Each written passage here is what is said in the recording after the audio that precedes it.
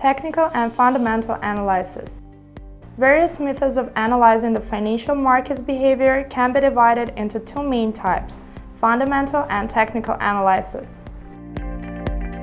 Fundamental analysis uses macroeconomic data, regular publication of economic statistics, as well as economic and political events, including natural factors that may in various ways affect on market prices.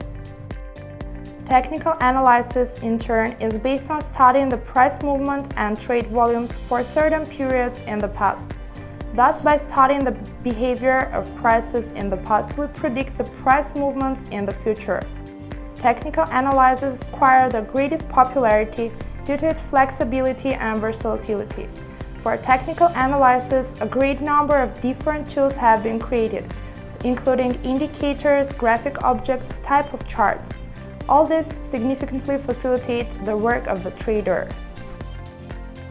Fundamental analysis is more suitable for trading over long-term periods, while technical analysis is more often used for trading over shorter periods. One of the pioneers of the technical analysis theory is Charles Dow, who put forward three basic postulates about the stock market. Price movements in the market are subject to trends. Price movement takes into consideration all the information, and the history repeats itself. For a visual display of price movements, traders usually use two types of charts: a bar chart or a candlestick chart. The advantage of these chart types compared to a regular line chart is that they provide more information. For example, a Japanese candlestick at the same time displays the opening price, closing price, as well as the maximum and minimum prices on the selected time frame.